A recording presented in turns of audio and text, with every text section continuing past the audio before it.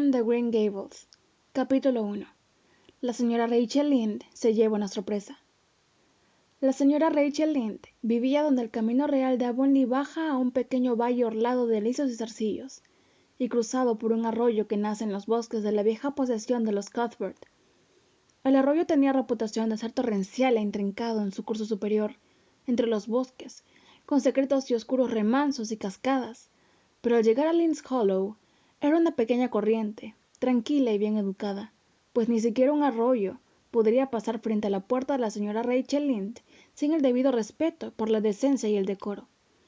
Probablemente se daba cuenta de que la señora Rachel estaría sentada junto a su ventana, observando con ojo avisor a todo el que pasaba, de arroyos y niños arriba, y si llegaba a reparar en algo extraño o fuera de lugar, no descansaría hasta descubrir el cómo y el por qué. Existe mucha gente, tanto en Avonlea como fuera de allí, que puede meterse en la vida de los demás a costa del descuido de la propia. Pero la señora Rachel Lynde era una de esas personas mañosas que son capaces de vigilar al unísono los asuntos propios y los ajenos. Ama de casa notable. Su trabajo estaba siempre hecho bien, y muy bien.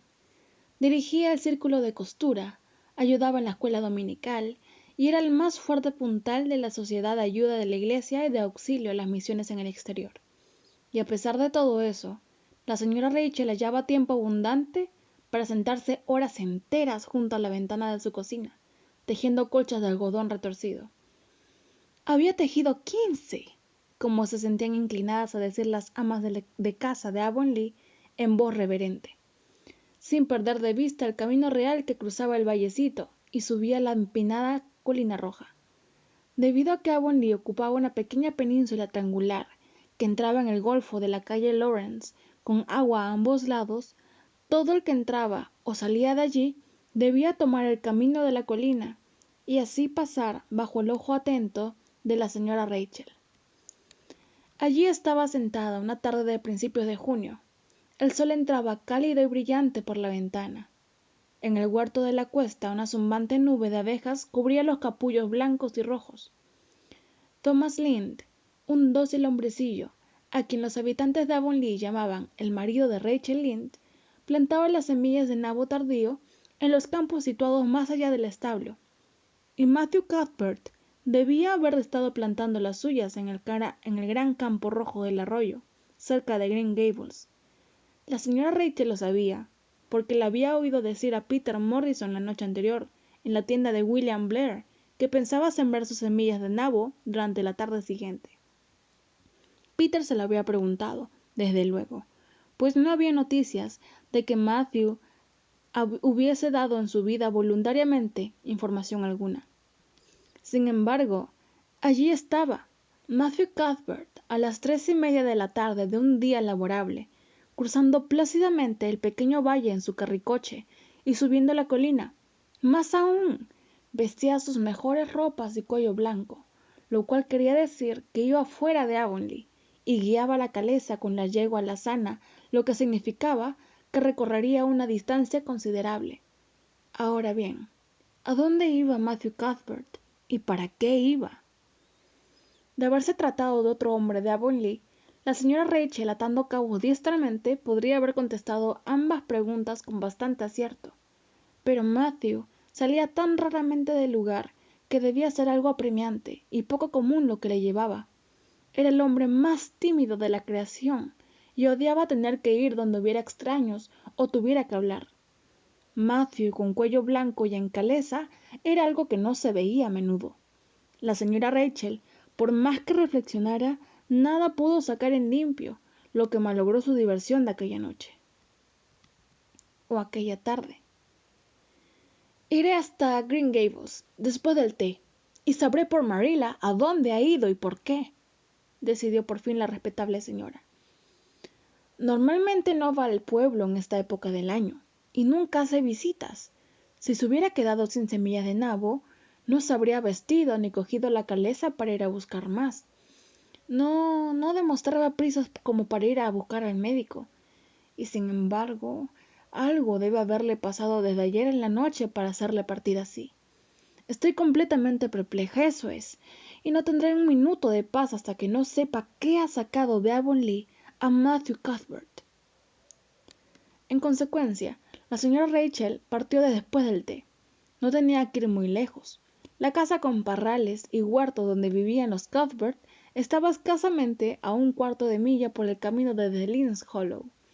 En realidad, el largo sendero aumentaba bastante la distancia. Matthew Cuthbert padre, tan tímido y silencioso como su hijo, al fundar su residencia, se había alejado todo lo que pudo de sus congéneres, hasta llegar casi a meterse en los bosques. Green Gables había sido construido en los confines de sus tierras, y allí seguía hasta entonces, apenas visible desde el camino real sobre el cual estaban situadas, demostrando un mayor sentido de la sociabilidad. El resto de casas de Avonlea. La señora Rachel no consideraba que vivir en un lugar así pudiera merecer ese calificativo. Es un simple estar, nada más, decía mientras avanzaba por el sendero cruzado por profundos surcos y bordeado por rosas silvestres. No es de extrañar que Matthew y Marilla sean un poquito raros, viviendo aquí lejos y solos. Los árboles no hacen mucha compañía, aunque quién sabe si habría suficiente si así fuera. Yo prefiero mirar a la gente. Parecen bastante satisfechos, pero supongo que es porque están habituados. El cuerpo se acostumbra a todo, hasta que lo cuelguen, como decía un irlandés. Pensando esto, la señora Rachel dejó el sendero y entró en el patio trasero de Green Gables. Era un jardín muy verde, bien cuidado y ordenado, con grandes sauces a un lado y primorosas casuarinas al otro. No había ni un trozo de madera ni una piedra, pues en caso contrario, la señora Rachel las hubiera descubierto. Tenía la opinión de que Marilla Cuthbert barría el jardín tan a menudo como ella su casa. Se podría haber comido algo caído al suelo sin necesidad de quitarle la proverbial mota de polvo. La señora Rachel llamó cortésmente y entró en cuanto le invitaron a hacerlo. La cocina de Green Gables era un lugar alegre, o lo hubiera sido de no estar tan dolorosamente limpia. Sus ventanas daban al este y al oeste. Por la del oeste, sobre el jardín del fondo, entraba la suave luz de junio, pero la del este, desde la que se gozaba de la vista de los capullos blancos de los cerezos del huerto y los abedules esbeltos y cabeceantes de la hondonada del arroyo, estaba reverdecida por una parra. Allí se sentaba, cuando lo hacía, Marilla Cuthbert, siempre ligeramente desconfiada de la luz del sol, que le parecía demasiado danzarina y responsable para un mundo destinado a ser tomado en serio. Y allí estaba ahora, tejiendo, y la mesa ya estaba preparada para la cena. Antes de haber terminado de cerrar la puerta, la señora Rachel ya había tomado nota mental de todo lo que había sobre la mesa. Eran 3 platos, de manera que Marilla debía estar esperando a alguien que vendría con Matthew a cenar. Pero los platos eran de diario, y con solo manzanas agrias en almíbar y una única clase de pastel. Por lo tanto, la visita esperada no debía ser extraordinaria. Entonces, ¿a qué venía el cuello blanco de Matthew y la yegua alazana? La señora Rachel casi se mareaba ante este extraño misterio en la tranquila y poca misteriosa Green Gables. «Buenas tardes, Rachel», dijo Marilla enérgicamente. «Es una tarde realmente hermosa, ¿no es cierto? ¿No quiere tomar asiento? ¿Cómo están los suyos?» Entre Marilla Cuthbert y la señora Rachel existía desde siempre algo que, a falta de mejor nombre, podía llamarse amistad, a pesar, o quizá a causa, de su diferencia. Marilla era una mujer alta y delgada, angulosa y sin curvas. Su cabello oscuro dejaba entrever algunas hebras grises y siempre estaba recogido en un pequeño moño con 2 horquillas agresivamente clavadas. Tenía el aspecto de una mujer de mente estrecha y conciencia rígida, y así era, pero había una cierta promesa en sus labios que, de haber sido ligeramente desarrollada, podría haber sido indicativa de sentido del humor. «Estamos todos bien», dijo la señora Rachel. «Aunque, al ver partir a Matthew, temí que quizá vosotros no lo estuvierais. Creí que a lo mejor iba a buscar al médico». Marilla hizo una mueca de comprensión. Esperaba a la señora Rachel, Suponía que ver la partida intempestiva de Matthew iba a ser demasiado para la curiosidad de su vecina. Oh, no, estoy bien, aunque ayer tuve un dolor de cabeza terrible, dijo. Matthew fue a Bright River. Esperamos a un chiquillo de un orfanato de Nueva Escocia y llega en el tren de esta noche. La señora Rachel no se hubiera sorprendido más si Marilla le hubiese dicho que Matthew había ido a Bright River a recibir un canguro de Australia. Quedó muda durante 5 segundos. No podía suponer que Marilla se estuviese divirtiendo a su costa, pero la señora Rachel casi se vio obligada a creerlo. ¿Lo dicen en serio, Marilla?, preguntó cuando recobró la voz. Por supuesto, dijo Marilla, como si acoger chicos del orfanato de Nueva Escocia fuera parte de la tarea común de primavera en cualquier granja bien administrada de Avonlea. La señora Rachel sintió que había recibido una fuerte impresión. ¡Un chiquillo! Marilla y Matthew Cuthbert adoptando a un chico de un orfanato. Vaya, por cierto que el mundo andaba patas arriba. Después de esto, nada podía sorprenderla. Nada. ¿Quién le ha metido esa idea en la cabeza?, preguntó en tono de reproche. Aquello había sido hecho sin solicitar su consejo y por lo tanto debía ser aprobado. Bueno, lo estuvimos pensando durante un tiempo, en realidad durante todo el invierno, contestó Marilla. La señora de Alexander Spencer vino por aquí un día antes de Navidad y dijo que le iban a enviar una niña del orfanato de Hoptown en primavera. Su prima vive allí y la señora Spencer la ha visitado y sabe cómo funciona. De manera que Matthew y yo hemos estado hablando sobre esto desde entonces. Pensamos acoger un niño. Un chico. Matthew está entrado en años, tiene 60, ya sabes, y ya no es tan activo como antes. Su corazón le molesta bastante, y ya sabes lo difícil que es encontrar buenos trabajadores. No se puede obtener nada aparte de esos estúpidos muchachos franceses a medio desarrollar. Y en cuanto se ha conseguido que uno de ellos se acostumbre a nuestra manera de ser y se le ha enseñado algo, parten hacia las fábricas de conserva de langostas o hacia los Estados Unidos. Al principio Matthew pensó en un muchacho de Inglaterra, pero le dije directamente que no. Puede que estén muy bien, no digo que no, pero no quiero vagabundos londinenses, le dije. Tráeme por lo menos un nativo de estos lugares. Habría un riesgo, no importa quién consigamos, pero me sentiré más tranquila y dormiré mejor si conseguimos a un canadiense. De manera que al fin decidimos pedir a la señora Spencer que nos eligiera a uno cuando fuera a buscar a su niña.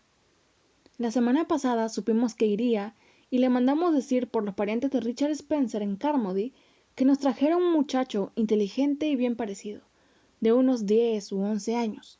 Decidimos que esa sería la mejor edad, lo suficientemente mayor como para que preste atención y ayuda en las tareas domésticas y lo suficientemente pequeño como para que se le pueda enseñar en la debida forma. Pensamos darle un buen hogar y educación. Hoy, el cartero trajo de la estación un telegrama de la señora de Alexander Spencer, diciendo que venía esta tarde en el tren de las 5:30, de manera que Matthew fue a Bright River a buscarlo. La señora Spencer lo dejaría en la estación. Ella va a White Sands. La señora Rachel se preciaba de decir siempre lo que pensaba.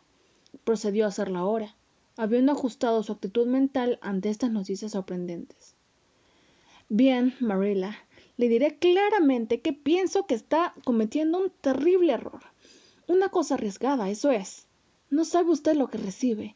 Trae a su casa y a su hogar a un niño extraño y no sabe nada sobre él, ni qué carácter tiene, ni qué padres tuvo, ni qué clase de persona resultará. Fíjese que solo la semana pasada leí en el periódico que una pareja del oeste de la isla había adoptado a un niño de un orfanato y este pegó fuego a la casa la primera noche, adrede, Marilla, y casi los convirtió en cenizas cuando dormían. Ah, y sé de otro caso de un muchacho adoptivo que acostumbraba a sorber huevos. No pudieron conseguir que dejara de hacerlo. Si me hubieran pedido consejos sobre el asunto, les habría dicho que hicieran el favor de no pensar en tal cosa, eso es. Este consuelo no pareció ni alarmar ni ofender a Marilla, que siguió tejiendo tranquilamente. No niego que hay algo de verdad en lo que dice Rachel. Yo misma he tenido algunos escrúpulos de conciencia, pero Matthew estaba firmemente decidido, de manera que cedí. Es tan raro que Matthew se empecine en algo que cuando lo hace, siempre siento que es mi deber ceder. Y en lo que se refiere al riesgo, lo hay en casi todo lo que uno hace en este mundo. Hay riesgos en los niños propios si llega el caso. No siempre resultan buenos. Y además, Nueva Escocia está cerca de la isla. No es como si viniera de Inglaterra o de los Estados Unidos. No puede ser muy distinto de nosotros. Bueno, espero que resulte bueno, dijo la señora Rachel con un tono que indicaba claramente sus dudas. Pero no diga que no la previne si que va a Green Gables. O echa estricnina en el pozo. Supe de un caso en Nueva Brunswick donde uno del orfanato hizo eso y toda la familia murió presa de horribles sufrimientos, solo que en ese caso era una niña. Bueno, no tendremos una niña, dijo Marilla, como si el envenenar los pozos fuera una tarea femenina y no hubiera nada que temer a ese respecto en el caso de un muchacho. Ni soñaría en traer una niña para criarla. Me sorprende que la señora de Alexander Spencer lo haga. Pero ella no dudaría en adoptar todo el orfanato si se lo propusiera. A la señora Rachel le hubiera gustado quedarse hasta que Matthew volviera a casa con su huérfano importado, pero reflexionando que pasarían 2 buenas horas hasta que llegara, decidió ir a la de Robert Bell y contarle la novedad. Por cierto que causaría una primerísima sensación y a la señora Rachel le gustaba enormemente provocarlas. De manera que partió. Para tranquilidad de Marilla, pues ésta sentía revivir sus dudas y temores bajo la influencia del pesimismo de la señora Rachel. ¡Por todos los santos cielos!, exclamó la señora Rachel cuando estuvo a salvo en el sendero. Parece como si estuviera soñando. Lo siento por ese joven y no me equivoco. Matthew y Marilla no saben nada de niños y esperan que él sea más inteligente y juicioso que su abuelo, si es que alguna vez lo tuvo, cosa que es dudosa. Es espantoso imaginar a un niño en Green Gables. Nunca hubo uno allí, pues Matthew y Marilla ya eran mayores cuando se construyó la nueva casa, si es que alguna vez fueron niños, cosa que es difícil de creer cuando se los mira. No quisiera por nada hallarme en el lugar del huérfano. Lo compadezco. Así es. Eso dijo la señora Rachel a las rosas silvestres de todo corazón.